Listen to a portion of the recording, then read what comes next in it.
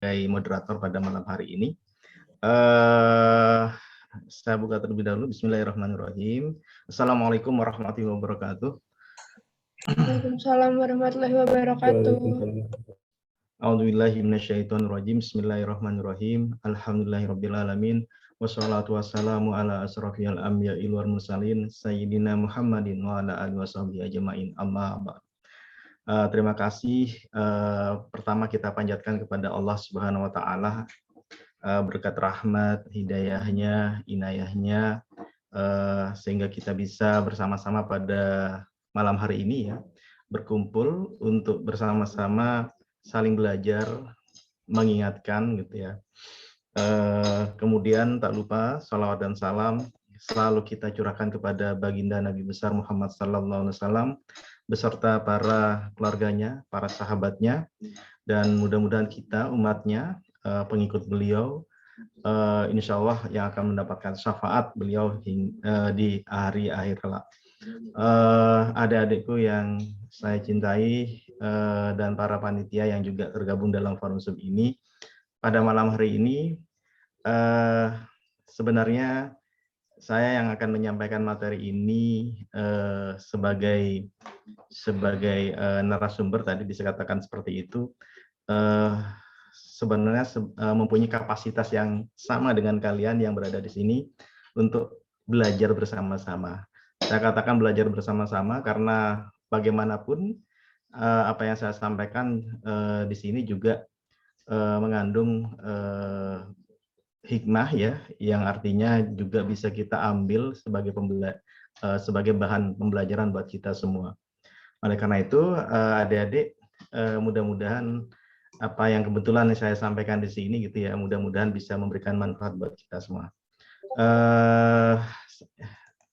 Saya mulai materi ini pada malam hari ini ya adik-adik, yakni merupakan materi yang sebenarnya merupakan bagian dari kehidupan kita sehari-hari gitu ya, di mana kita selalu tidak akan pernah lepas gitu ya dari bermedia sosial gitu ya. Media sosial ini sebenarnya dalam arti yang harfiah merupakan media di mana kita bisa melakukan interaksi gitu ya, antara satu dengan lainnya gitu ya, antara kita dengan teman kita, kita dengan keluarga kita, kita dengan komunitas kita gitu ya. Nah, maka demikian di dalam kesempatan malam hari ini gitu ya, penting rasanya untuk mengingat kembali bagaimana selama ini kita bermedia sosial. Apakah tentu ini bukan merupakan sebuah teori, hanya teori ya adik-adik gitu ya. Bermedia sosial itu sebenarnya merupakan ekspresi bagaimana kita bisa mempraktekkan gitu ya di dalam kehidupan kita sehari-hari. Namun jangan lupa gitu ya, di dalam mempraktekkan itu ada rambu-rambu yang perlu digarisbawahi, dan itu merupakan hal yang mungkin penting bagi kita semua gitu ya, untuk saling mengingatkan antar diri kita gitu ya, teman kita, komunitas kita, keluarga kita gitu ya. Karena tentunya apa yang kita perbuat gitu ya dengan bermedia sosial ini ada konsekuensi yang harus kita tanggung di belakang hari gitu ya, di kemudian hari. Nah, oleh karena itu alangkah bijaknya apabila kita perlu berhati-hati ya di dalam mempraktekkan segala hal ya yang berkaitan dengan bagaimana kita bermedia sosial. Ya. Baik, saya masuk ini sebagai perkenalan awal kepada adik-adik semua yang ada di sini. Saya sebagai dosen di ITS, utamanya di Departemen Perencanaan Wilayah Kota. Ya, kalau dalam masa sebelum pandemi, saya sangat terbuka sekali gitu ya untuk bisa menerima adik-adik gitu ya, bisa berdiskusi gitu ya di kampus, dan saya sangat welcome untuk berdiskusi ya, baik itu di kampus ataupun di bagian ya ruang kampus lainnya ya, ataupun di rumah gitu ya. Nah, silakan bisa catat nomor handphone saya apabila sesekali mungkin bisa berdiskusi melalui WA ataupun media sosial yang saya miliki gitu ya. Baik, sebelum saya masuk pada materi adik-adik, saya ingin menyampaikan sebuah tayangan yang kurang lebih ini bisa menjadi pembelajaran buat adik-adik semua gitu ya. Nah, mari kita simak tayangan ini tentang apa gitu ya.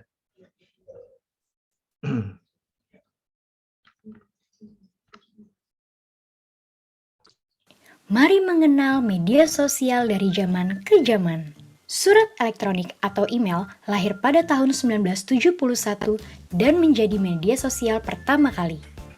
Hingga saat ini, hampir setiap orang menggunakan email untuk mempermudah pekerjaan mereka. Pada tahun 1995, muncullah aplikasi chatting bernama MIRC. Pada aplikasi ini, kamu akan sangat sering melihat tulisan ASL_PLZ yang berarti asal please. Pada tahun 1999 lahirlah sebuah situs yang bernama blog. Dan para penggunanya terkenal dengan sebutan blogger.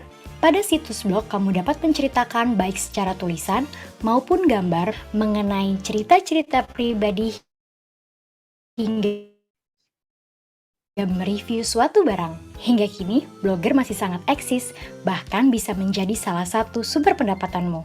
Pada tahun yang sama, lahir pula Forum Kasakusuk atau lebih dikenal Kaskus. Kaskus merupakan forum komunitas maya di Indonesia. Semua hal juga dapat kamu tuliskan di sini.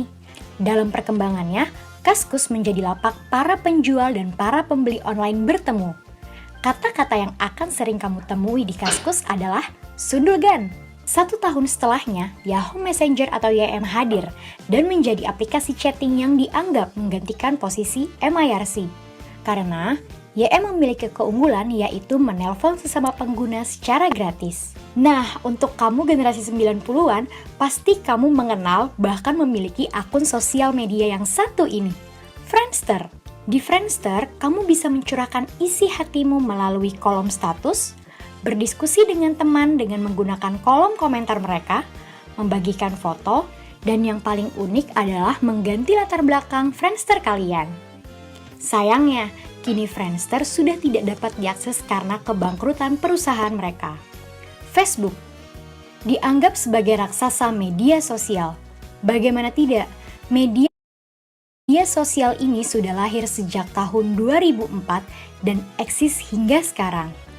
Pada media sosial ini, kamu bisa membagikan tulisan, foto, video, hingga chatting sesama pengguna.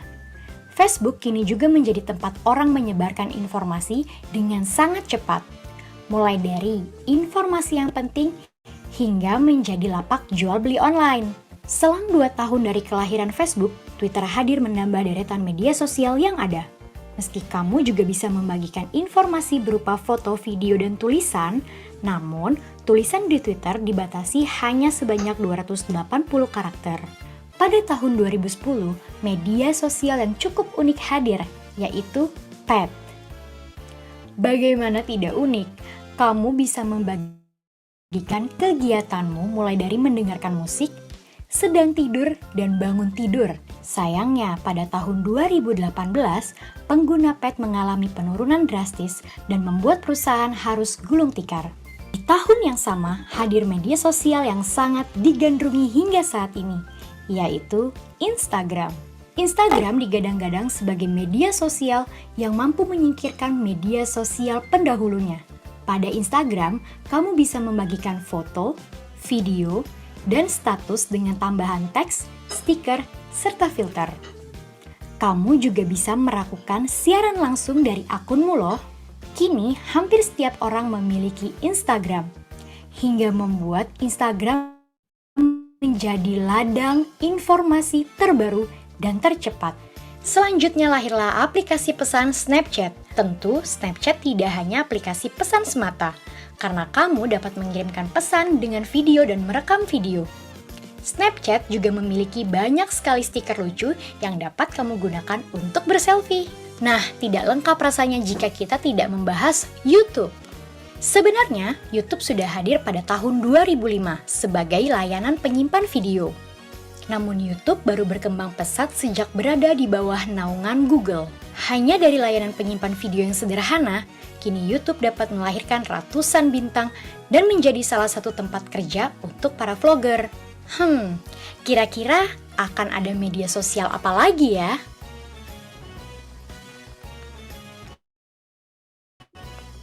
Ya, baik adik-adik.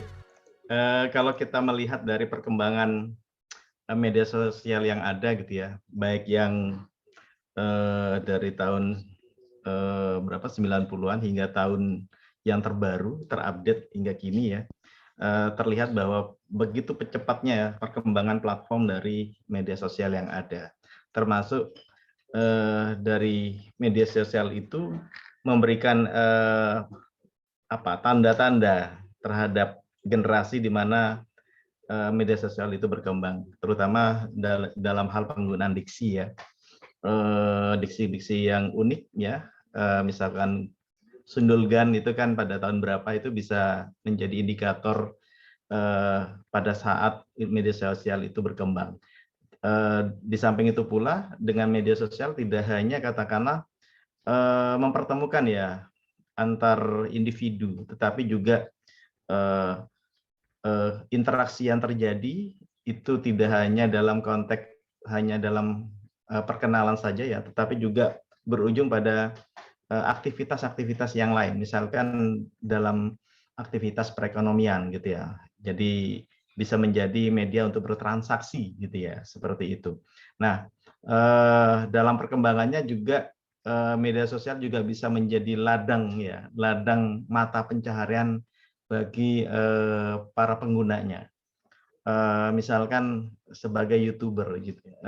Akhir-akhir ini ada sebuah model mata pencaharian yang baru gitu adik-adik, dengan menjadi YouTuber dengan cukup membuat konten-konten yang menarik ya sesuai dengan topik dan temanya gitu ya, sehingga kemudian itu bisa diviralkan, bisa kemudian di monetizing gitu ya, untuk menghasilkan sebuah pendapatan bagi penggunanya. Nah, fenomena ini tentu kan menjadi sangat menarik karena semakin kompleks ya pemanfaatan dari media sosial ini, maka media sosial ini tidak hanya dipandang sebagai sebuah media saja gitu ya, sebuah platform yang mempertemukan banyak pihak ya, tetapi juga kemudian media sosial ini menjadi sebuah andalan bagi penggunanya ya untuk menghasilkan sesuatu ya. Jadi apapun yang dihasilkan itu gitu ya sangat bermakna bagi penggunanya. Jadi tidak selalu bahwa apa yang dihasilkan dari media sosial itu selalu harus menghasilkan sesuatu yang profitable ya gitu. Tetapi juga bisa yang lainnya, misalkan apa? Popularitas, kemudian media untuk aktualisasi diri ya, media untuk berkreativitas. Nah, semuanya itu bisa diakomodasi di dalam media sosial gitu ya. Barangkali mungkin kadangkala gitu ya, kita tidak menyangka gitu ya bahwa di dunia nyata ini bisa sangat berbeda dengan apa yang terjadi di dunia media sosial ya. Bisa jadi teman kita yang kita kenal gitu ya, mungkin dia bukan siapa-siapa, tetapi di media sosial dia menjadi sangat terkenal gitu ya, seperti itu. Ya. Nah ini fenomena yang mungkin bisa kita lihat di sekeliling kita. Nah adik-adik, sebenarnya adik-adik dengan bermedia sosial ini gitu ya, ini yang disampaikan oleh Germany Can, di mana bahwa dengan menggunakan media sosial itu sebenarnya gitu ya, secara tidak langsung akan membantu kita untuk meningkatkan level dari pemikiran kita. Artinya apa? Sesungguhnya dengan bermedia sosial itu menambah kemampuan kita untuk bernalar. Ya. Tetapi catatannya bagaimana, Pak, gitu ya. Bermedia sosial bisa meningkatkan diri kita, kapasitas diri kita, kualitas diri kita gitu ya. Nah, ini yang mungkin korelasinya akan nyambung dengan topik yang akan kita bicarakan pada malam hari ini, yang terkait dengan etika ya dalam bermedia sosial. Nah, ini saya lanjut saja. Apa itu media sosial dalam konteks apa manfaatnya begitu ya. Di sini kalau kita lihat dalam bermedia sosial itu adik-adik, sebenarnya di dalam bermedia sosial itu tujuannya adalah untuk apa? Untuk eksistensi diri kita gitu ya. Jadi sebenarnya menunjukkan bahwa keberadaan diri kita itu ada ya. Keberadaan diri kita itu ada gitu, eksis gitu ya. Jadi rasanya kalau misalkan kita tidak eksis di media sosial ya, pada masa sekarang ini rasanya kita jauh dari komunitas kita ya, jauh dari komunitas di mana tempat kita berekspresi ya. Nah, kemudian selain itu dengan bermedia sosial sebenarnya ingin menunjukkan sebuah perhatian ya. Jadi bukan mencari perhatian sebenarnya, tetapi ingin menunjukkan bahwa dengan eksistensi diri kita gitu ya, bahwa apa yang kita miliki itu patut bisa dihargai gitu ya. Nah, kemudian media sosial itu sebagai sebuah media di mana kita bisa saling memberikan pendapat gitu ya. Nah, tentu pendapat ini bisa sangat kompleks gitu ya. Bahkan adik-adik gitu ya, kalau kita lihat dalam konteks berpendapat ini bisa kalau ini ya, kalau berlebihan gitu ya, bisa dikatakan sebagai apa, bulian begitu ya, atau misalkan cacian gitu ya. Nah, itu tentu yang tidak kita harapkan gitu ya. Sesungguhnya gitu ya, apabila kita mengetahui batasan-batasan di dalam bermedia sosial gitu ya, terutama dalam hal memberikan pendapat gitu ya, yang baik, dengan tutur bahasa yang baik, dengan mempertimbangkan kesopanan kita, unggah-ungguh kita gitu. Tentu gitu ya, pendapat itu akan menjadi bermanfaat buat yang lainnya gitu ya. Karena apa? Apa yang kita sampaikan itu menunjukkan bagaimana citra diri kita ya, bagaimana jati diri kita sebenarnya, seperti itu. Ya. Ini sama halnya kalau di dunia nyata ada adik gitu ya. Kita menyampaikan bertutur kata yang baik itu gitu ya, itu menjadi sesuatu keharusan bagi diri kita, apalagi kita sebagai muslim ya. Apabila kita tidak bisa menyampaikan tutur kata yang baik ya, tutur kata yang menunjukkan kesopanan begitu, lebih baik kita diam. Itu yang dianjurkan oleh Nabi kita, Nabi Muhammad SAW, ya, bahwa dengan bertutur kata yang baik sesungguhnya ada adik gitu ya, itu menunjukkan bagaimana sebenarnya diri kita yang sebenarnya.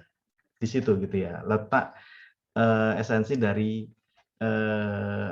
etika-etika di dalam berinteraksi dengan sesama manusia, termasuk di dalamnya dalam bermedia sosial. Nah, kemudian ada adik, media sosial itu sebagai platform atau alat untuk berkomunikasi dan bersosialisasi. Ya, jangan lupa adik-adik, media sosial itu kalau kita dudukkan itu sebagai sebuah wasilah, ya, sebagai sebuah instrumen, sebagai sebuah alat. Media sosial itu bukan merupakan akhir, ya. Dia adalah sebagai alat saja. Dan hati-hati di dalam mempergunakan alat tersebut, gitu ya. Jadi sebenarnya yang terpenting di dalam media sosial ini adalah bagaimana kita menentukan tujuan kita. Jadi antara wasilah dan ghoyah ini yang terpenting bagaimana ghoyahnya gitu ya, tujuannya gitu ya. Wasilah ini bisa banyak ya caranya, bisa beragam gitu ya bentuknya gitu ya. Tetapi yang terpenting tujuan utamanya itu apa gitu ya. Nah, tidak lepas dari tujuan itu sebenarnya gitu ya. Kalau kita kembalikan pada diri kita, ya ini adalah yang mendasar bagaimana kita bisa bertindak tanduk gitu ya, sesuai dengan niat awal kita gitu ya. Sebagaimana dikatakan bahwa ada gitu ya, innamal a'malu binniat, bahwa segala amal itu bergantung niatnya. Artinya apa gitu ya? Sesuatu yang kita lakukan gitu ya, itu bisa dikatakan bermanfaat atau tidak, itu sangat bergantung pada niatnya adik-adik. Kalau niat kita itu baik, gitu ya, insya Allah semua yang ada di sini pasti akan bertujuan, gitu ya, berniat yang baik, begitu ya.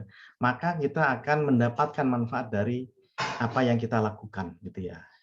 Jadi tidak akan pernah sia-sia yang kita akan lakukan selama kita niatkan secara tulus, secara baik, gitu ya, untuk mendapatkan tujuan kita ya, tujuan kita itu gitu ya sesuai dengan niat yang baik itu gitu ya. Nah, itu kira-kira gitu ya esensinya di dalam bermedia sosial. Apapun itu gitu ya. Yang penting kalau niat kita baik begitu ya, insya Allah gitu ya, insya Allah adik-adik gitu ya, kita mendapatkan manfaat dari apa yang kita niatkan itu. Saya lanjutkan, menemukan citra. Ini yang saya katakan tadi gitu ya, ekspresi dari eksistensi kita gitu ya, secara terus-menerus itu akan menemukan citra kita sebagaimana yang kita tunjukkan di dalam bermedia sosial, sehingga di dalam bermedia sosial tersebut ya kita akan dikenal sebagai apa begitu ya. Jadi menemukan citra gitu ya. Kalau citra ini dalam tanda kutip adik-adik gitu ya, sebenarnya bisa bisa dibentuk begitu ya, bisa dibentuk. Artinya kalau misalkan adik-adik ingin mencitrakan sebagai seorang mahasiswa ITS yang kreatif gitu ya, maka kemudian dalam konten-konten media sosial itu ditunjukkan gitu ya karya-karya dari adik-adik gitu ya. Jadi bentuk kreativitas itu sangat beragam gitu. Itu yang akan ditampilkan di dalam bermedia sosial gitu ya. Bisa jadi mungkin adik-adik punya bakat memasak misalkan begitu ya. Maka konten-konten yang akan diisi ya di dalam media sosial adik-adik ditunjukkan adalah bagaimana keterampilan adik-adik di dalam memasak tadi gitu ya. Nah, sehingga adik-adik dikenal gitu ya sebagai seorang mahasiswa ITS, wah yang punya talenta sebagai seorang seorang pemasak yang handal, yang seorang koki yang handal misalkan seperti itu. Ya. Ya. Ini citra ini tentu kan bisa bisa dilihat gitu ya. Bisa dilatih seperti itu gitu ya. Nah, tapi sesungguhnya adik-adik gitu ya, terlepas dari bagaimana kita menemukan citra ini, sekali lagi gitu ya, alangkah bagusnya memang ini gitu ya didahului dulu dengan niat yang baik tadi gitu ya. Kalau niatnya baik, insya Allah tidak hanya citra saja yang adik-adik dapatkan gitu, tetapi manfaat ya atau outcome dari apa yang adik-adik perbuat begitu ya. Seperti itu ya. Nah, selanjutnya menambah wawasan pasti gitu ya bahwa dengan media sosial tentu merupakan platform di mana kita bisa saling belajar gitu ya satu sama lain, kemudian sebagai ajang untuk berprestasi, betul gitu ya. Tidak jarang bahwa dengan media sosial ini gitu ya akan mendorong kita gitu ya semakin kompetitif gitu ya, dan tidak jarang gitu ya, dengan bermedia sosial itu menjadikan diri kita tuh lebih untuk terdorong untuk berprestasi gitu ya. Berprestasi. Jadi contohnya sudah banyak sebenarnya gitu ya. Yang menarik adik-adik fenomena bagi para ini ya milenial gitu ya. Bahwa fenomena para milenial ini adalah melihat bahwa proses interaksi sosial itu menjadi penting buat mereka dengan cara adalah memperbanyak ini ya bagaimana kita berusaha untuk membantu satu sama lain ya. Jadi ada fenomena bahwa kita membantu seseorang itu menjadi sebuah kalau boleh dikatakan sebuah gaya hidup begitu ya, sebuah gaya hidup di kehidupan sosial kita gitu ya. Dan tidak jarang adik-adik para milenial ini itu membuat platform-platform yang kurang lebih sangat kreatif ya untuk membantu sesama gitu ya, untuk membantu sesama. Nah, dan dengan adanya media sosial ini itu memperluas jejaring mereka gitu ya untuk menghimpun ya antar sesama milenial yang punya tujuan yang sama, yang punya visi yang sama. Misalkan dalam tanda kutip misalkan begini. Misalkan membentuk sebuah gerakan donasi gitu ya, donasi untuk sesuatu, misalkan membantu saudara-saudara kita yang tidak beruntung gitu ya, misalkan sedang sakit atau sedang tertimpa musibah, itu sangat cepat sekali gitu ya prosesnya. Dan itu tidak jarang mereka yang menggerakkan gerakannya adalah para orang-orang muda, ya. Jadi seumuran adik-adik semua gitu ya, para mahasiswa seperti itu. Jadi kepedulian sosialnya itu gitu ya, kepedulian sosialnya itu sejalan gitu ya dengan semakin berkembangnya platform media sosial seperti itu. Jadi ini sebenarnya bukan merupakan sebuah fenomena yang seolah-olah cari image ya, atau menumbuhkan citra tadi, dalam arti menumbuhkan citra seolah-olah ini sengaja untuk diperbuat, tetapi itu memang karakteristik yang muncul pada generasi milenial gitu ya, bahwa generasi milenial itu kecenderungan ya punya kepedulian sosial yang tinggi seperti itu ya. Ya, belum lagi karakteristik yang lain ya, seperti misalkan untuk berprestasi, berinovasi, saya kira sudah banyak buktinya ya, yang berkaitan dengan karakteristik dari para milenial. Nah, curhat ya, ini yang mungkin yang paling yang paling sering mungkin ya, media sosial sebagai tempat curhat. Kemudian aktualisasi diri ya, saya kira ini bisa jadi merupakan resultan ya dari berbagai manfaat yang didapatkan di dalam bermedia sosial ya. Nah, adik-adik sebagai informasi gitu ya, di Indonesia ya, Pak, di era digital ini ya, kalau kita lihat total populasi kita itu 272 juta kurang lebih ya. Nah, ini ya, bayangkan ya, 338 juta itu terkoneksi dengan smartphone. Nah, kemudian pengguna internetnya adalah 175 juta. Dan pengguna media sosial aktif adalah 160 juta. Bayangkan adik-adik. Nah, kalau ini dibaca oleh mereka-mereka yang jeli ya, melihat pasar ya. Jadi pasar era digital ini, pengguna media sosial 160 juta ini dilihat sebagai sebuah potensi yang besar gitu ya. Kalau dilihat sebagai sebuah pasar digital gitu adik-adik ya. Sehingga kemudian kalau misalkan adik-adik ya tadi ya, kalau saya gambarkan tadi misalkan adik-adik sebagai para generasi milenial ini ingin katakanlah mengaktualisasikan diri gitu ya, di bidang apa, misalkan di bidang sosial atau di bidang teknologi gitu ya, misalkan ingin mengembangkan startup misalkan seperti itu sangat memungkinkan gitu ya untuk masa sekarang. Terus kemudian ingin mengembangkan ini Pak, model donasi digital gitu ya, saya ingin mengembangkan fintech gitu ya, financiology ya misalkan gitu ya, seperti itu sangat memungkinkan gitu ya. Apalagi sekarang kalau adik-adik mungkin ikut perkembangan ini ya, di bidang perbankan begitu ya, misalkan di bidang finance sudah mulai dikenal yang namanya cryptocurrency gitu ya. Kalau ada yang mau belajar cryptocurrency ya monggo silakan gitu ya. Itu saya kira hal-hal seperti itu memang tidak bisa kita tolak adik-adik. Ya, tidak bisa kita tolak. Tetapi bagaimana sikap kita sebenarnya? Yang terpenting adalah bagaimana sikap kita di dalam merespon apa yang terjadi itu gitu ya. Apakah kita mau berdiam diri ataukah kita mau mundur gitu ya, atau kita bersikeras untuk menghadapinya gitu ya, atau bahkan kita beradaptasi dengan perubahan yang ada gitu ya. Itu kan pilihan-pilihan kita sebenarnya gitu ya. Nah, ibarat kata kalau misalkan dengan adanya perubahan landscape dunia yang begitu pesat ini gitu ya, apalagi di era digital itu seolah-olah adik-adik gitu ya, dunia yang di ujung barat dan timur, utara dan selatan itu berada di genggaman kita masing-masing, Ya, jadi seolah-olah dunia itu sangat dekat, seolah-olah dunia itu memang sangat kecil gitu ya, seperti itu. Jadi secara spasial ya, secara keruangan sangat memungkinkan gitu ya.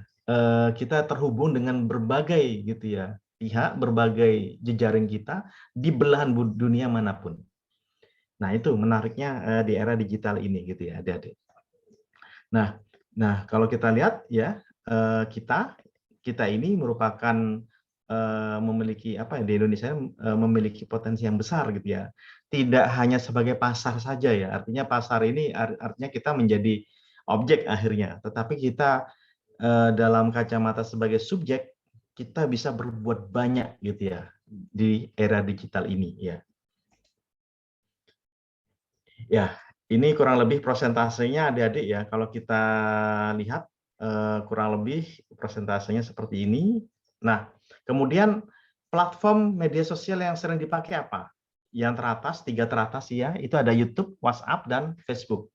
Nah, mungkin yang keempat ini IG ya, IG dan Twitter ini akan ini sebuah survei di tahun 2020 ya, Januari 2020, barangkali mungkin ini sudah berubah ya, komposisinya bisa jadi Instagram itu berada di posisi kedua atau nomor 1 begitu ya, di Indonesia seperti itu. Nah, ini platform media sosial yang sering dipakai gitu ya, kebetulan ini di Indonesia gitu ya. Yang terbanyak ini masih YouTube ya.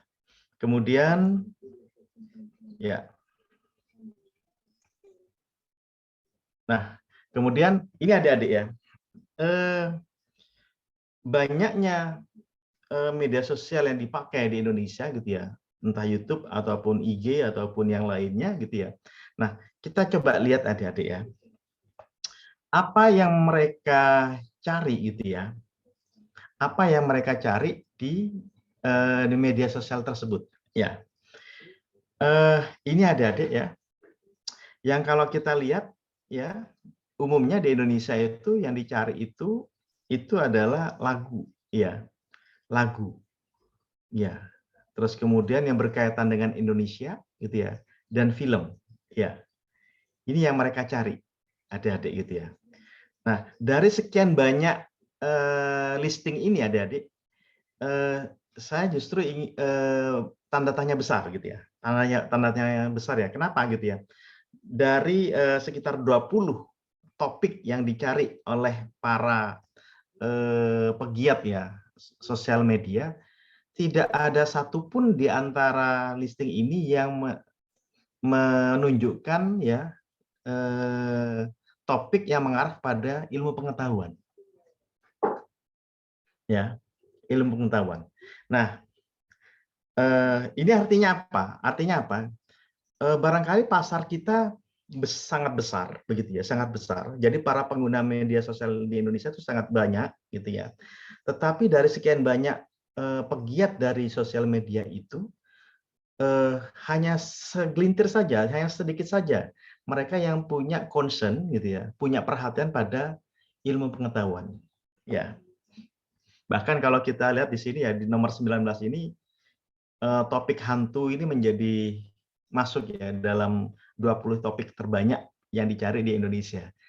Jadi ilmu pengetahuan itu masih kalah populer dengan hantu gitu, kurang lebih begitu.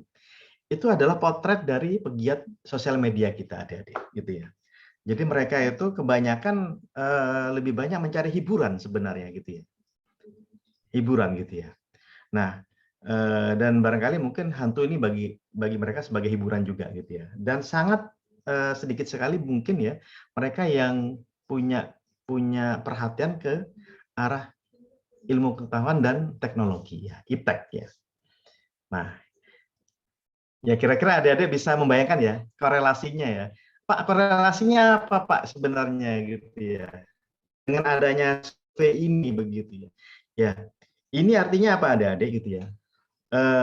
Artinya bisa jadi sementara ini saya punya apa ya pandangan dari hasil survei ini. Selama ini bangsa kita itu belum secara serius gitu ya memanfaatkan sosial media itu sebagai sebuah platform untuk meningkatkan kapasitas kita, kualitas kita gitu ya, untuk bisa berbicara banyak di level internasional dunia gitu ya. Dalam hal apa Pak? Dalam hal inovasi dan dalam hal kreativitas, inovasi dan penemuan ilmu pengetahuan. Di situ, ya. Padahal adik-adik ya, padahal bangsa yang besar, bangsa yang kuat itu gitu ya. Sekarang itu siapa yang mereka tidak hanya menguasai era digital ya, karena korelasinya dengan era digital ini adalah ke arah teknologi, ke arah ilmu pengetahuan. Bangsa yang sangat sangat kuat ya di dalam penguasaannya di dalam era digital ini itu punya korelasi yang kuat dengan bagaimana dia menguasai ilmu pengetahuan dan teknologi. Kurang lebih seperti itu. Ya, coba adik-adik bisa cek ya, siapa mereka itu gitu ya. Apakah Amerika, apakah Cina gitu ya, apakah negara-negara di Eropa, Jerman, Inggris dan seterusnya gitu ya. Nah, coba dicek gitu ya. Ya. Bagaimana gitu ya penguasaan mereka di sosial media ya, yang menguasai mereka dari sisi teknologi gitu ya. Nah, kita bisa cek aja gitu ya. Para founder gitu ya, platform dari media sosial itu. Google siapa gitu ya penciptanya gitu ya. YouTube siapa pemiliknya gitu ya. Nah, ini kan bisa kita lihat gitu ya. Mereka dari mana? Kan seperti itu ya adik-adik ya. Snapchat gitu ya, siapa pemiliknya gitu ya. Ya, bisa kita lihat gitu ya. Nah, kita masih belum banyak berbicara dalam konteks itu ya. Tetapi kalau hiburan, hantu ya kita nomor satu barangkali ya. Oke, baik. Selanjutnya, nah ini hiburan dan hantu, kurang lebih ini gitu ya. Kesimpulan sementara gitu ya. Kita masih banyak mengedepankan topik-topik ini ya di dalam bersosial media. Baik, ini ada tayangan lagi ya, Adik, bisa kita simak bersama. Dalam laporan riset dari Microsoft 2020 Digital Civility Index atau DCI, survei untuk mengukur tingkat kesopanan pengguna internet, netizen Indonesia menempati ranking bawah. Dan bahkan netizen Indonesia dikatakan paling tidak sopan se-Asia Tenggara. Lantas apa sih alasannya? Selengkapnya akan kami ulas untuk Anda dalam Netizen Indonesia Tak Sopan se-Asia Tenggara. Nah, dalam survei tahunan dari Microsoft ini diselenggarakan antara bulan April sampai dengan Mei 2020 yang melibatkan 16.000 responden di 32 negara yang terdiri dari kaum muda dan juga dewasa. Nah, survei ini menggunakan skor dari 0 sampai 100, di mana makin rendah, skor berarti paparan resiko online ini makin rendah. Sehingga tingkat kesopanan di dunia maya negara itu disimpulkan makin tinggi. Nah, risiko online apa sih yang dimaksud? Nah, risiko online yang dimaksud ini termasuk beredarnya kabar hoax, kemudian ujaran kebencian, penipuan, bullying, hingga diskriminasi yang dialami di dunia maya. Nah, berdasarkan Digital Civility Index secara global, negara-negara maju kalau kita lihat ini berada di urutan tertinggi, di mana Belanda ini berada di ranking pertama, yang artinya menjadi negara dengan netizen paling sopan dengan indeks skor 51. Sementara di Asia Tenggara dan juga di Asia secara umum, Singapura ini berada di posisi teratas atau menjadi negara teladan nih karena paling sopan dalam aktivitas online. Dan keempat secara global dengan skor 59 yang posisinya ini berada setelah Belanda, Inggris dan juga Amerika Serikat. Nah, menariknya nih kalau kita lihat berdasarkan generasinya di antara boomers, Gen X, Gen Z dan juga milenial. Nah, generasi Z dan milenial ini paling banyak terlibat dalam kasus bullying. Sementara generasi X dan juga milenial ini paling banyak yang menjadi target bullying, di mana sebanyak 62% dari Gen X merasa menjadi target bullying. Sementara milenial sebanyak 59% milenial ini merasa menjadi target dari bullying. Nah, perilaku bullying oleh anonim atau orang asing, strangers gitu ya, di tahun 2020 melonjak. Yang paling tinggi peningkatannya kalau kita lihat ini adalah pelecehan secara online, yaitu dari 25% melonjak menjadi 47%. Kemudian cyberbullying dari 12% menjadi 33% dan diperlakukan dengan tidak baik, ini dari 19% menjadi 37%. Lantas bagaimana dengan ranking netizen Indonesia? Kita lihat di slide berikutnya. Nah, Indonesia menempati ranking ke-29 dari 32 negara atau memburuk 8 poin dengan skor 76. Dengan kata lain, netizen Indonesia mendapatkan predikat paling tidak sopan se-Asia Tenggara. Posisi netizen plus 62 ini bahkan jauh di bawah Malaysia yang berada di ranking 10 dengan skor 63. Atau berada di urutan kedua setelah Singapura dalam hal kesopanan online di Asia Tenggara. Nah, negara tetangga lain yang juga mendapatkan ranking lebih baik dari netizen Indonesia selanjutnya ada Filipina, kalau kita lihat ini berada di peringkat 13 dengan indeks skor 66. Kemudian Vietnam, kalau kita lihat Thailand di urutan ke-19, indeks skor 69, kemudian Vietnam di ranking 24 dengan indeks skor 71. Dan kita ini hanya lebih unggul dari Meksiko, Rusia, dan Afrika Selatan dalam hal kesopanan online di survei tersebut secara global. Nah, skor kesopanan di dunia maya ini sebenarnya kalau kita lihat untuk kaum remaja sebenarnya tidak berubah dari tahun sebelumnya. Tapi justru turun di kalangan dewasa. Merosotnya kesopanan netizen negara kita ini menurut survei tersebut didorong oleh netizen dewasa yang bertambah tidak sopan, di mana skornya meningkat sebanyak 16 poin. Nah, sementara itu ada 3 cara atau aksi pertahanan yang paling banyak dilakukan dalam menghadapi bullying netizen Indonesia, yaitu blok, kemudian berbicara kepada teman atau mengabaikan saja.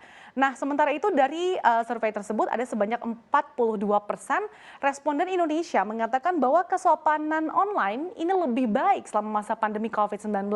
Pasalnya mereka merasa bahwa kesopanan online ini meningkat berkat adanya rasa kebersamaan yang lebih besar dan juga menyaksikan orang satu sama lain ini saling membantu gitu. Sementara itu ada 17% responden yang justru mengatakan aktivitas online memburuk selama pandemi. Pasalnya lebih banyak penyebaran informasi palsu dan juga menyesatkan. Selain itu juga lebih banyak orang yang bertindak egois secara online. Selanjutnya kita lihat, nah dalam riset tersebut seberapa baik atau buruk kesopanan online ini terkait dengan interaksi yang tidak diinginkan, kemudian interaksi seksual yang tidak diinginkan, kerusakan reputasi, dan ternyata ini ditindas dan dilecehkan justru dinilai lebih negatif atau semakin buruk pada tahun 2020 dibandingkan dengan tahun 2019 yang naik 5 poin. Nah, selanjutnya kita lihat kenapa sih netizen Indonesia menjadi salah satu yang berada di peringkat bawah kesopanan di dunia maya adalah, nah netizen Indonesia ini dikatakan bahwa cukup tinggi ya terpapar hal-hal negatif di internet. Nah, hal negatif yang dinilai menggerus kesopanan itu menurut laporan tersebut adalah penyebaran hoax, kemudian ujaran kebencian, diskriminasi hingga bullying. Nah, secara rinci kalau kita lihat risiko terbesar dari perilaku netizen Indonesia adalah adanya hoax dan juga penipuan yang naik 13 poin menjadi 47%. Kemudian ada ujaran kebencian atau hate speech, ini juga naik 5 poin menjadi 27%, dan diskriminasi kalau kita lihat ini justru turun 2 poin menjadi 13%. Nah, 48% sumber risikonya ini berasal dari orang asing atau strangers.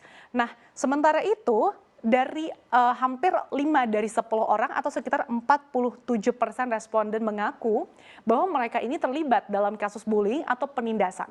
Dan 19% responden mengaku bahwa mereka ini sebagai target dari bullying.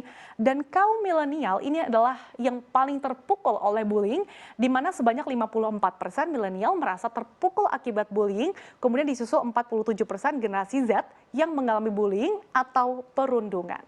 Nah, dari yang meskipun kalau kita lihat terlepas gitu ya dari yang biasanya disebut netizen maha benar, namun studi tahunan kesopanan digital ini tentu saja penting gitu ya untuk diperhatikan supaya bisa meningkatkan kesadaran kita dan juga mendorong interaksi yang lebih positif secara online.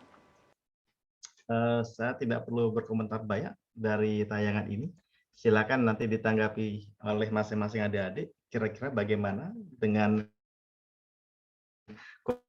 pegiat sosial media di Indonesia. Nah, ini saya coba untuk mendetailkan dari apa yang sudah disampaikan tadi adik-adik gitu ya, bahwa menurut riset ini KIC ini ya, bahwa masyarakat menilai konten politik paling banyak mengandung hoax dan berita bohong. Ya, jadi konteksnya ini politik, kesehatan, dan agama ya. Jadi tiga topik terbesar ini itu sangat rentan sekali dengan berita-berita hoak dan bohong. Sehingga adik-adik gitu ya, kami harapkan gitu ya, saya berharap gitu ya adik-adik lebih bijak di dalam menerima informasi atau berita-berita yang terkait dengan 3 hal ini gitu ya. Yang lainnya bisa menjadi pertimbangan juga ya, tentang kerusuhan, lingkungan, bencana alam dan seterusnya ya. Nah, intinya adalah bagaimana kita bisa mensortir gitu ya berita-berita ya ataupun informasi gitu ya di dalam bermedia sosial gitu ya. Nah, jangan langsung dicerna sebagai sebuah kebenaran gitu ya. Ya, harus cross check ya, recheck dan recheck gitu ya. Check and recheck gitu ya. Utamanya di dalam check and recheck ini adik-adik bisa bertanya kepada sesama sosial media ini pegiat sosial media, ataupun bisa menanyakan kepada orang tua gitu ya, ataupun kepada bisa juga dosennya begitu ya, sebagai bentuk keseimbangan ya di dalam menangkap informasi ataupun berita-berita tersebut ya. Ya baik, selanjutnya nah ini kenapa alasannya gitu ya. Jadi alasan kenapa masyarakat tuh menyebarkan hoax. Nah, yang pertama ini yang terbesar adalah hanya meneruskan berita yang tersebar, tak memikirkan benar dan salah. Ini ya. Jadi ini auto send gitu ya. Jadi auto forward gitu ya. Jadi melihat berita langsung bersemangat untuk menyebarkannya tanpa melihat apakah yang disebarkan itu benar atau salah gitu ya. Terus kemudian yang kedua ini alasannya tidak tahu bahwa berita tersebut tidak benar. Nah ini kan sangat disayangkan karena memang kebanyakan mungkin mereka tidak membaca gitu ya isi dari berita yang disebarkan itu. Kemudian tidak tahu sumber berita secara jelas gitu ya. Artinya apa gitu ya? Mereka sebenarnya tidak terlalu peduli gitu ya bahwa berita itu sumbernya apa gitu ya. Seperti itu. Terus hanya sekedar iseng. Nah, ini sekedar iseng terus kemudian yang terakhir adalah untuk mempengaruhi orang lain gitu ya. Nah, dari alasan-alasan ini adik-adik kira-kira kita bisa mengambil kesimpulan gitu ya bahwa intinya gitu ya di dalam menyebarkan berita, informasi dan seterusnya sebaiknya kita harus melihat dulu gitu ya konteks beritanya, kemudian konteks informasinya ya, siapa sumber utamanya ya. Terus kemudian gitu ya pertimbangan terakhir adalah pertimbangan atas dasar akal dan hati ya adik-adik gitu ya. Jadi akal dan hati harus kita mainkan gitu ya. Jangan semata-mata akal saja yang digunakan, tetapi hati kita tidak kita gunakan gitu ya. Bisa jadi gitu ya, kontrol akal ini terbatas, tetapi juga bisa diimbangi dengan kontrol dari hati kita. Ya, bisa jadi mungkin akal kita mengatakan bahwa berita ini logis gitu ya. Tetapi hati kita mengatakan berita ini mengandung ketidakbenaran, misalkan seperti itu ya. Jadi ada saling kontrol antara akal dan hati kita. Nah, sebagai umat yang beragama, gitu ya, tentu kita punya pandangan yang jauh ke depan, adik-adik, ya, di dalam bagaimana kita menyebarkan berita tersebut, ya, punya pandangan jauh ke depan. Apa itu, gitu ya? Kita memiliki iman, ya. Dengan iman kita bisa meyakini bahwa apa yang kita lakukan ini punya implikasi, punya dampak adik-adik, seperti itu. Sekali kita menyebarkan sebuah berita bohong gitu ya, maka sesungguhnya dampak itu gitu ya, dampak itu berimplikasi pada siapa penyebarnya gitu ya. Ya, apabila beritanya itu mengandung fitnah yang tidak benar begitu ya, kita termasuk di dalam jaringan itu gitu ya. Nah, artinya dengan sendirinya sebenarnya kita sedang mengumpulkan dosa gitu ya. Sedang mengumpulkan dosa. Karena berita itu kemudian disebar lagi gitu ya oleh orang-orang yang sudah kita sebar gitu ya. Dan terus-menerus gitu ya. Ya, secara berkelanjutan. Nah, ini hati-hati ya, hati-hati. Jadi bukan amal jariah yang kita dapatkan gitu ya, tetapi dosa jariah katanya gitu ya, seperti itu. Nah, ini hati-hati gitu ya, adik-adik. Iman menjadi sangat penting ya, indikator iman ini untuk mengerem gitu ya keinginan kita untuk menyebarkan berita-berita yang tidak benar. Selanjutnya, ya ini ada sebuah ungkapan gitu ya, content is fire and social media is gasoline. Artinya apa gitu ya adik-adik gitu ya.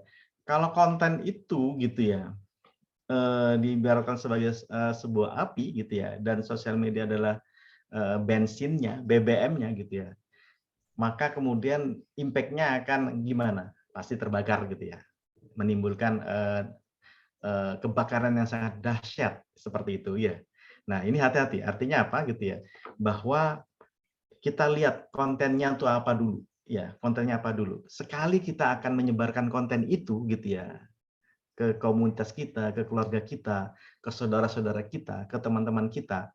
Nah, maka kemudian apa yang kita sebarkan itu tidak bisa kita tangguhkan gitu ya, tidak bisa kita batalkan gitu ya, akan terkirim begitu saja gitu ya.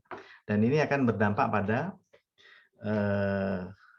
pada diri kita juga gitu ya, seperti itu. Baik,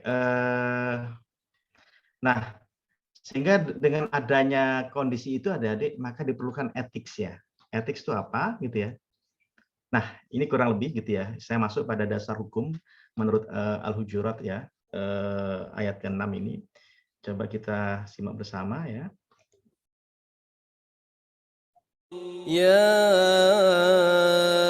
أيها الذين آمنوا إن جاءكم فاسق بنبأ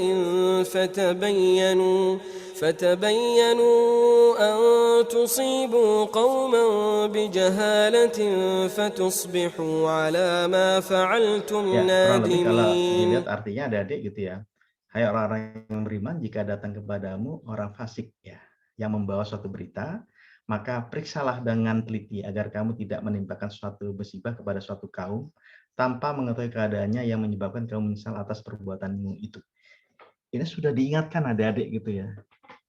Jadi berita hoax itu gitu ya, berita hoax itu sudah diingatkan dalam surat Al-Hujurat ini gitu ya.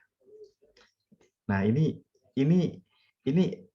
yang mengingatkannya Allah ini kepada kita gitu ya. Jadi bukan siapa lagi, Allah pencipta kita yang mengingatkan kepada kita.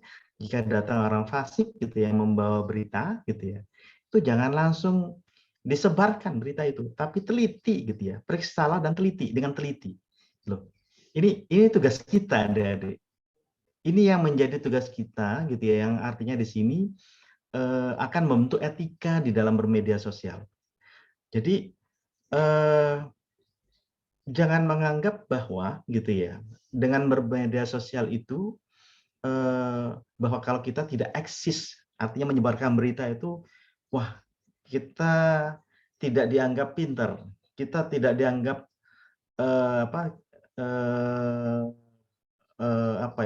banyak teman gitu ya, misalkan seperti itu. Nah, jangan menganggap bahwa kalau misalkan saya tidak melakukan menyebar berita itu, nanti saya dikatakan kuper, Pak, kurang pergaulan gitu ya. Tidak seperti itu. Tapi di sini adalah sebuah peringatan buat kita semua gitu ya. Ya. Ini apa yang disampaikan Allah kepada kita gitu ya. Nah, periksalah dan dengan teliti gitu ya. Di situ tugas kita gitu ya. Nah, kenapa gitu ya? Karena apa? Karena Allah juga mengingatkan gitu ya. Ini loh, ada dampak ya.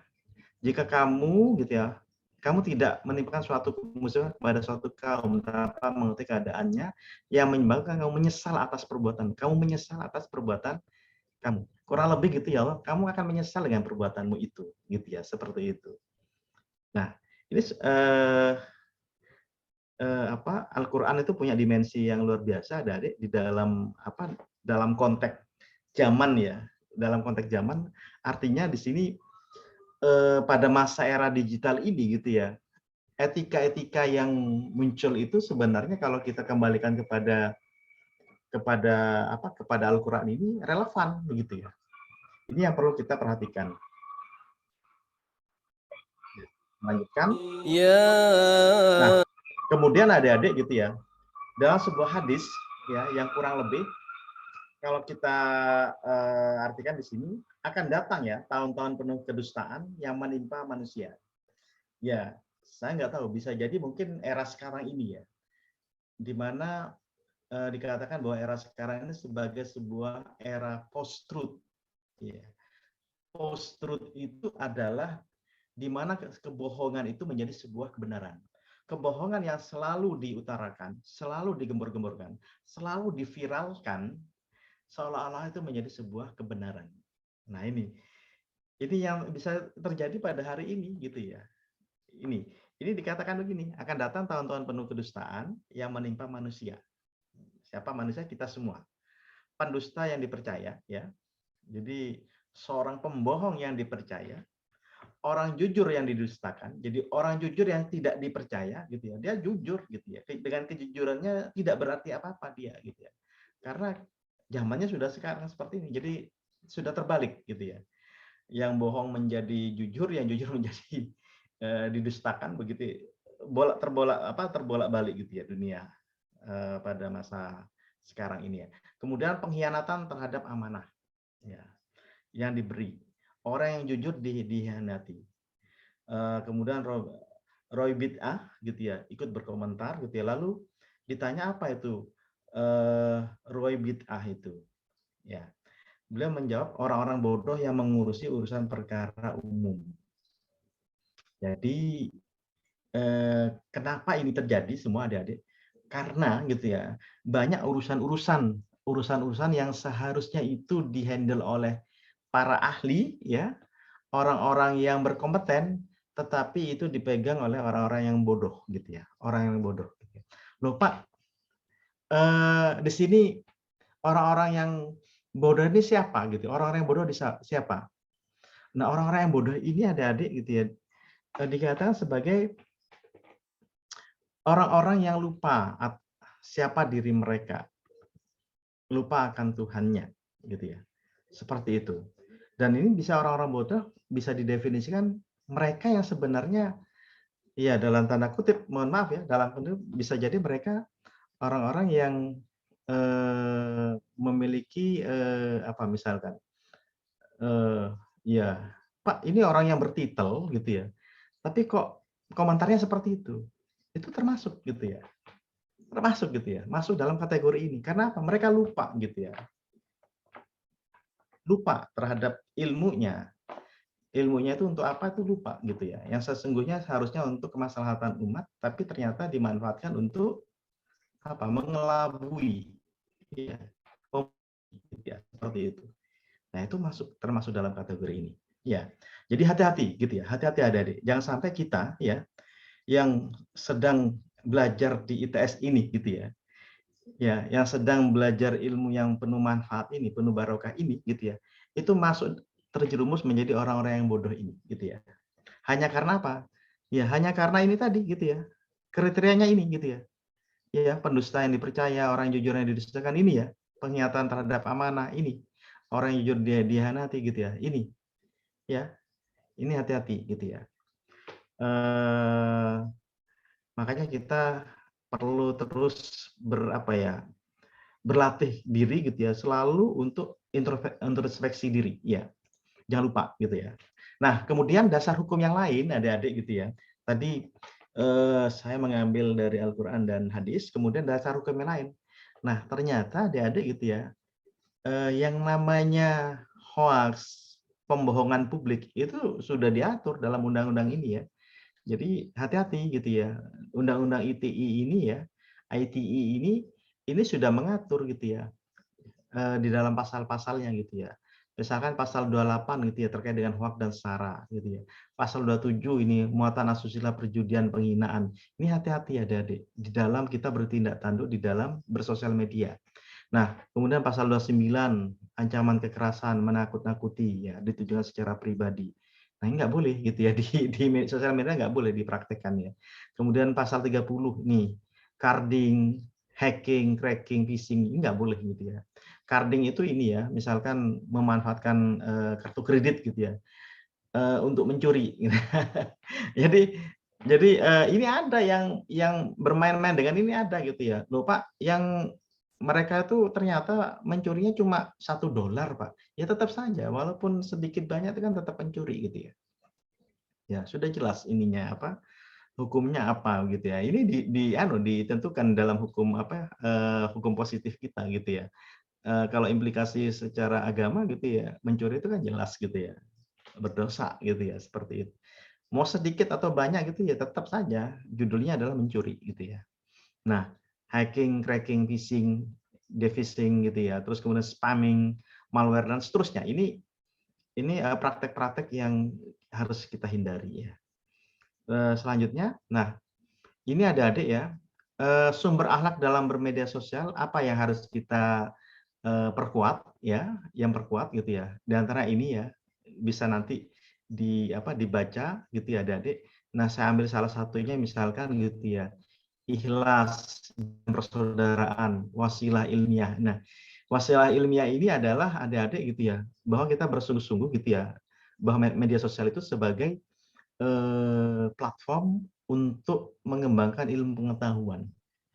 Itu. Adik-adik kalau sebagai pembelajar gitu ya, punya niat bahwa dengan bermedia sosial itu dapat mengembangkan ilmu pengetahuan dan teknologi atau kompetensi adik-adik. Insya Allah manfaatnya besar. Loh kok nggak besar gimana Pak? Loh sangat besar. Karena begini gitu ya, dengan bersosial media gitu ya, kalau kita misalkan ingin katakanlah mengembangkan kapasitas kita, tidak jarang kita bisa berkomunikasi dengan para pakar-pakar sesuai dengan bidang kita. Misalkan contoh, saya di bidang perencanaan wilayah kota gitu ya. Dengan semakin terbukanya sosial media pada era digital ini, sangat memungkinkan saya bisa berinteraksi dan berkomunikasi langsung dengan para pakarnya. Misalkan pakar di bidang apa? Di bidang perkotaan. Mungkin ada adik yang di bidang kimia, fisika, ataupun di teknik sipil, arsitektur, itu bisa langsung berkomunikasi dengan pakarnya gitu. Seperti itu. Nah, ini kan menarik gitu ya, menarik gitu ya. Artinya jadikan sosial media itu sebagai apa? Sebagai platform penunjang di dalam pembelajaran. Kalau misalkan dalam perkuliahan kita gitu ya, dalam perkuliahan di ITS itu saya menganggap ya bahwa kalian yang ada di dalam kelas itu, saya menganggap bahwa kalian itu adalah orang-orang yang sudah paham. Artinya apa? Materi perkuliahan ketika kita berikan begitu, itu seharusnya itu menggunakan metode-metode yang berimplikasi pada pengayaan saja gitu ya. Jangan membahas sesuatu yang sifatnya basic gitu ya, yang artinya sudah pasti diketahui gitu ya. Seharusnya begitu.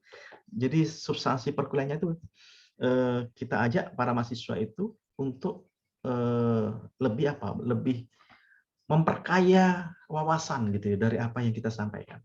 Ke situ sebenarnya gitu ya. Kenapa? Karena asumsinya bahwa dengan semakin luasnya sosial media ini, para mahasiswa itu bisa sangat mudah gitu ya untuk mendapatkan sumber informasi pengetahuan gitu ya yang luas gitu ya. Bahkan mungkin dosennya pun gitu ya, dosennya pun bisa jadi mungkin tidak tahu gitu. Seperti itu. Nah, maka dari itu ada adik gitu ya. Maka peran dosen dan mahasiswa ini di dalam sebuah kelas pembelajaran itu sudah bergeser sebenarnya ya dari masa ke masa adik-adik gitu ya. Bahwa dosen itu sebagai pemberi materi itu sudah lewat sebenarnya itu. Sudah lewat sebenarnya gitu ya. Ya. Yang seharusnya dibangun adalah gitu ya. Sinergitas ya. Jadi sinergis ya. Kolaborasi antara dosen dan mahasiswa. Itu yang seharusnya dibangun. Syukur-syukur adik-adik gitu ya, dengan sinergis dan kolaborasi ini gitu ya, itu membentuk sebuah ekosistem keilmiahan. Ini seharusnya yang dibangun ya di dalam interaksi kita dosen dan mahasiswa gitu ya. Jadi sudah bukan zamannya gitu, misalkan dosen itu maha segalanya, tahu segalanya, bukan zamannya sekarang gitu. Jadi semua terkuak ya. Ilmu-ilmu itu terkuak, pengetahuan itu terbuka semua gitu ya. tinggal kita bagaimana mengambil manfaat dari apa yang sudah ada itu, gitu ya. Itu sebenarnya ya yang menjadi sangat penting dalam era sekarang ini. Selanjutnya ya, etika di dalam bermedia sosial itu adik-adik ya. Ini kalau kita bagi, ada etika update status, etika berkomunikasi secara virtual, etika di depan publik, etika berkomentar, dan etika sharing informasi. Nah, ini kurang lebih yang bisa kita garis bawahi ya. Jadi etika-etika di dalam medsos itu ada beberapa hal ini.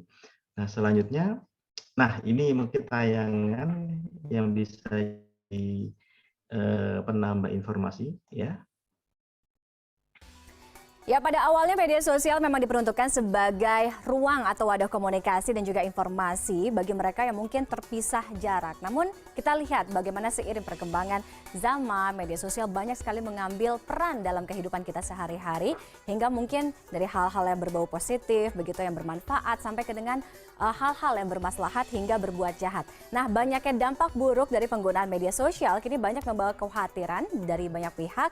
Nah, salah satunya itu tadi adalah MUI yang kemudian beberapa waktu belakangan ini mengeluarkan fatwa yang juga akhirnya bergerak melalui fatwa hukum dan juga pedoman bermuamalah di media sosial. Kita lihat seperti apa. Ini ada jangan asal share di media sosial. Mungkin tahukah Anda? Oke, kita nextnya. Di mana ini? Oke. Saya masih coba ya. Kita akan melihat Indonesia ternyata juga menempati negara begitu yang negara terbanyak yang menggunakan media sosial. Sedikitnya ada 2,3 orang di seluruh dunia yang tercatat sebagai pengguna media sosial. Kita lihat. Oke, ini agak kurang bersahabat kalau subuh-subuh mungkin touchscreen-nya dengan saya.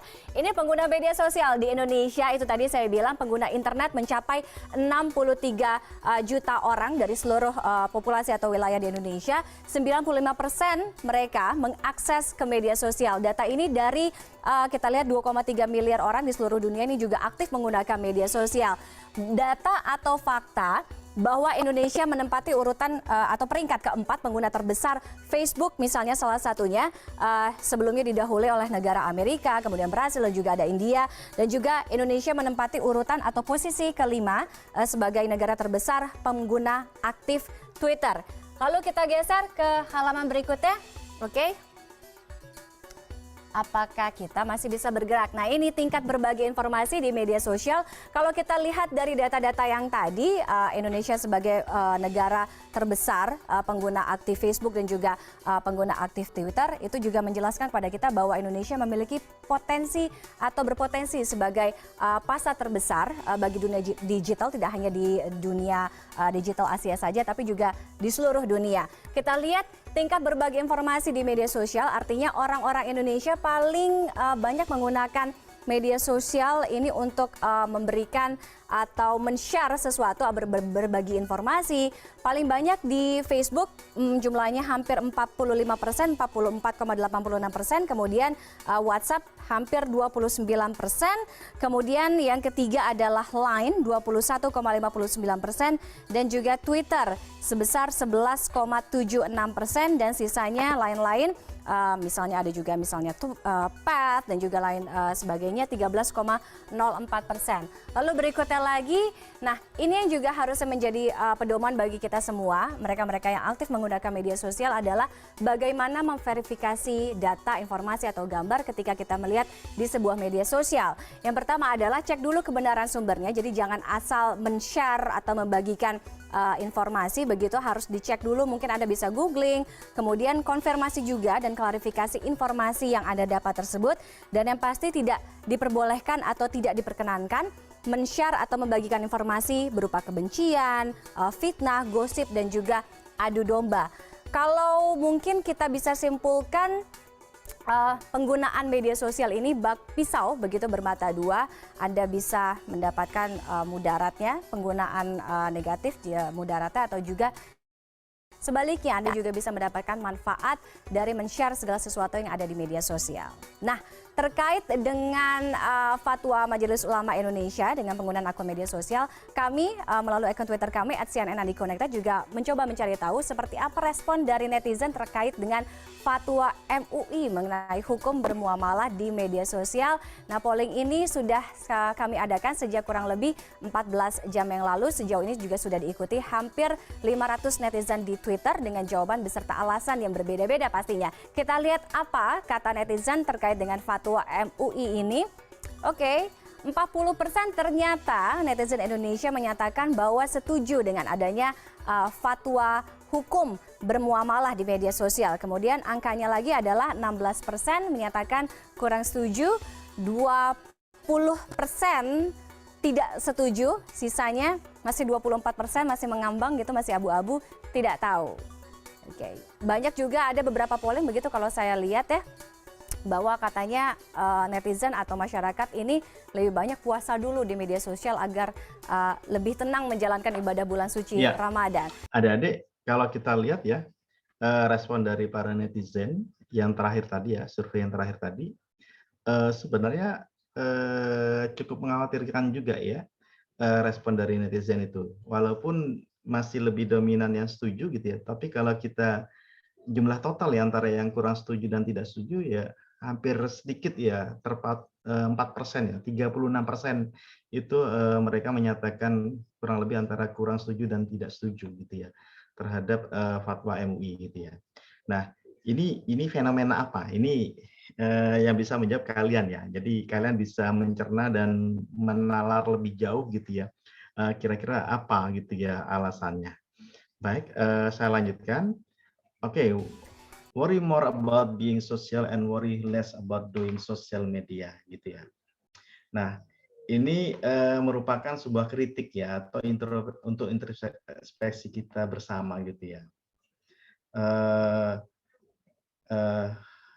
Artinya apa gitu ya? Justru yang kita khawatirkan adalah bagaimana kita sebenarnya berkehidupan sosial gitu ya. Justru kita tidak perlu ragu gitu ya untuk melakukan sosial media. Jadi ini terbalik justru adik-adik ya. Kondisi apa yang disampaikan dalam quote ini gitu ya. Bahwa kita justru kecenderungannya adalah kita menjadi sangat ragu gitu ya, menjadi sangat ragu-ragu kalau kita tidak melakukan sosial media gitu ya. Artinya apa? Artinya sosial media itu menjadi sebuah kebutuhan kita sehari-hari, seolah seperti itu. Seharusnya kita itu khawatir gitu ya kalau kita tidak bersosialisasi di kehidupan nyata. Itu seharusnya yang terpenting. Bagaimanapun gitu ya, di kehidupan nyata itu berbeda dengan kehidupan maya, adik-adik. Itu yang ingin disampaikan melalui quote ini gitu ya. Nah, ini fatwa MUI terkait dengan pedoman bermuamalah ya melalui media sosial. Nanti bisa dicari gitu ya, isinya apa. Kurang lebih nanti saya sampaikan isinya kurang lebih setiap muslim ya di dalam bermuamalah melalui media sosial gitu ya. Nah, ini ya konteksnya. Jadi yang wajib diperhatikan di dalam bermedia sosial itu adalah ukhuwah Islamiyah, wataniyah, dan insaniyah. Ya. Insaniyah ini sesama manusia ya, wataniyah ini sesama dalam bangsa ya. Jadi hubungan sesama bangsa gitu dalam bangsa Indonesia. Kemudian Islamiyah ya sesama umat Islam seperti itu. Kemudian ini ya tingkatkan iman dan takwa gitu ya. Jadi ini yang seperti saya sampaikan tadi adik-adik bahwa meluruskan niat ya di dalam bermedia sosial itu menjadi sangat wajib akhirnya gitu ya. Dengan melihat dampak atau pengaruh-pengaruh negatif yang terjadi akibat dari sosial media, sehingga niat itu menjadi sangat penting. Sehingga di dalam bermedia sosial itu diharapkan adalah berimplikasi pada peningkatan iman dan takwa. Seharusnya seperti itu ya. Kemudian perkokoh kerukunan ini ya. Ya, jadi ketiga hal ini ya, kalau kita lihat menjadi sebuah pedoman bagi umat Islam gitu ya untuk bermuamalah dalam media sosial ya. Ini kira-kira begitu ya kurang lebih adik-adik. Kemudian apa hal-hal yang diharamkan ya dalam bermuamalah di media sosial ini ya, sebagai contohnya ya, ghibah, fitnah, bullying itu nggak boleh gitu ya, kebencian kepada ras tertentu gitu ya, sara itu ya, hoax ya, informasi bohong, materi pornografi, kemaksiatan, konten yang benar ya, konten yang benar tetapi tidak sesuai dengan tempat atau waktunya. Ini kadangkala ini sangat kasus yang sangat ringan gitu, tapi bisa jadi sering gitu ya kita lakukan. Ya, konten yang benar tetapi tidak sesuai dengan tempat dan waktunya. Nah, ini hati-hati juga ya. Nah, ini yang harus kita perhatikan di dalam bermedia sosial. Terus baik, ini barangkali sebagai tayangan terakhir ya. Memang berbicara mengenai viral, Prabu, ini zaman sekarang terkait pesatnya perkembangan teknologi ini mengakibatkan informasi sekecil apapun ini cepat menyebar dan sampai ke masyarakat. Setuju. Nah, sayangnya memang pesatnya perkembangan media sosial tersebut tidak dibarengi oleh kemampuan masyarakat untuk membedakan mana berita yang benar dan juga mana yang salah atau yang suka kita sebut hoax ya. Nah, berikut ada beberapa tips pemirsa untuk mengenali hoax atau bukan.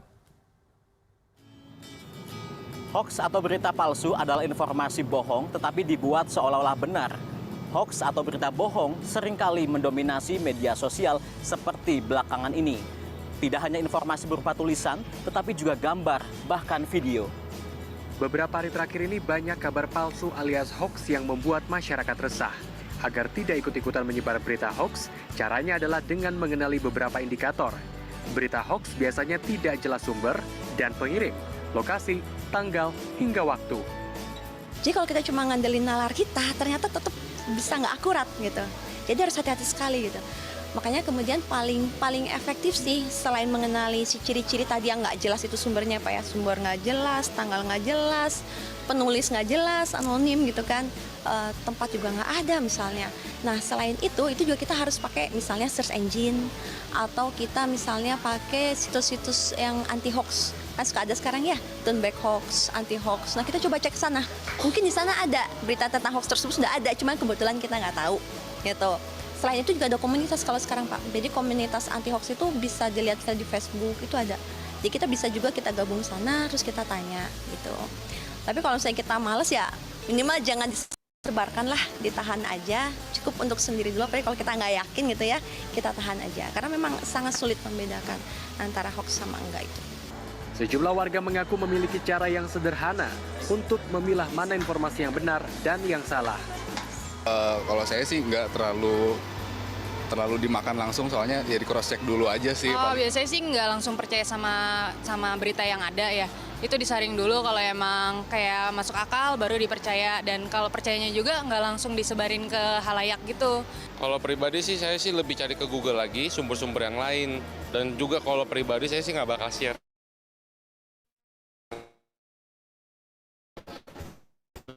Sendiri aja.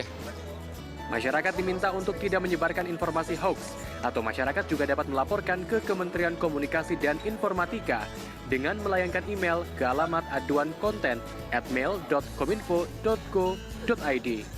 Ya, baik adik-adik, dengan berakhirnya tayangan ini ya, artinya bahwa kita perlu bijak di dalam merespon adanya berita-berita hoax, kenali apa berita hoax itu, indikatornya apa saja, ciri-cirinya apa saja.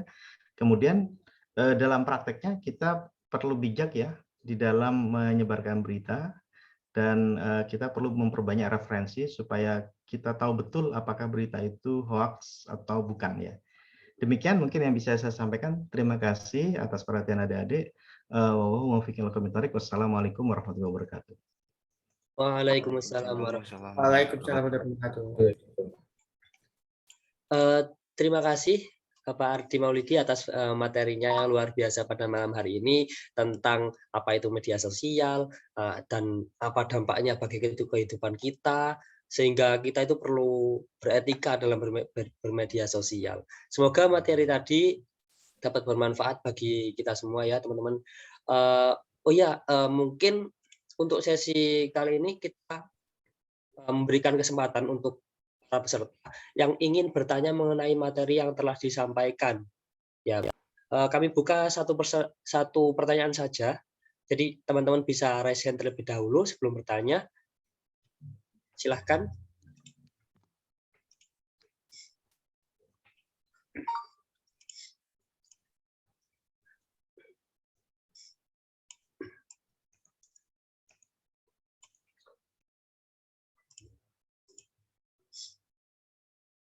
Baik, saya ulangi lagi. Di sini kami memberikan kesempatan untuk para peserta yang ingin bertanya mengenai materi yang telah disampaikan, yaitu mengenai etika bermedia sosial, bisa langsung menyampaikan dengan raise hand terlebih dahulu.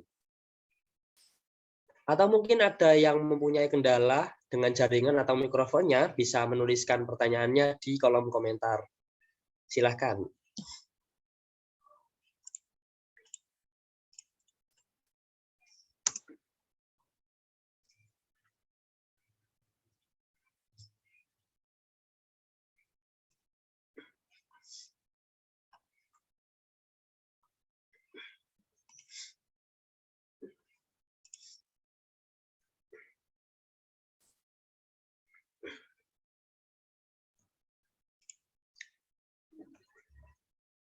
Baik, sepertinya tidak ada yang ingin bertanya. Mungkin untuk sesi tanya jawab bisa kita cukupkan, dan kami mengucapkan terima kasih kembali kepada Pak Ardi yang telah menyempatkan waktunya untuk memberikan pengarahan kepada kita mengenai materi tersebut. Dan terima kasih juga kepada teman-teman sekalian yang sudah berkenan hadir, dan mengingatkan kembali untuk para peserta agar membuat resume tentang materi ini dan mengumpulkannya pada mentor masing-masing. Begitu. Untuk selanjutnya, agenda berikutnya yakni sesi dokumentasi.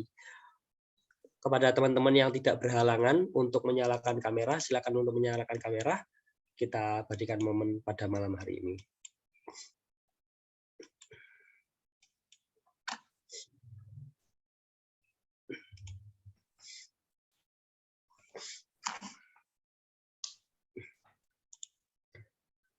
Baik, saya ulangi lagi kepada teman-teman yang tidak berhalangan untuk menyalakan kamera, silakan untuk menyalakan kamera, karena setelah ini akan ada sesi dokumentasi.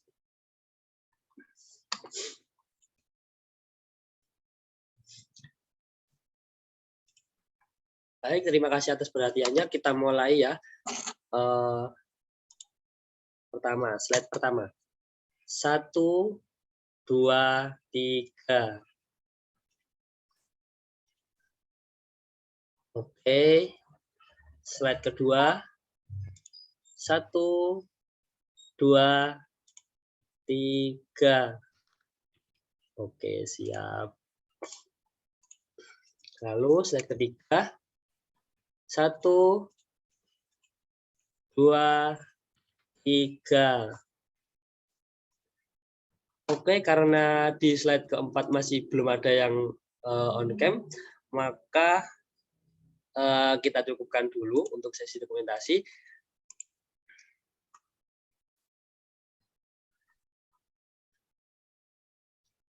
Saya minta bantuan adik-adik yang ada di forum ini mengisikan ini ya, form survei indeks kebangsaan dan kebudayaan. Nah, ini titipan dari dari Bapeko Kota Surabaya, ya. Ya. Baik, Ya, teman-teman, mungkin ini chatnya Bapak bisa minta tolong untuk di-forwardkan kembali ke grup kelompoknya masing-masing, jadi agar bisa diisi semua ya. Baik, ya, terima kasih. Terima kasih Bapak atas waktunya. Saya di sini sebagai moderator, ya. Muhammad Zubair Barok, pamit undur diri. Terima kasih banyak untuk semuanya, dan jangan lupa untuk membuat resume dan mengumpulkannya pada mentor masing-masing. Baik, kurang lebihnya mohon maaf. Wassalamualaikum warahmatullahi wabarakatuh. Waalaikumsalam. Terima kasih adik-adik dan kiri. Terima kasih Mas Kak. Terima kasih banyak Pak. Terima kasih Bapak.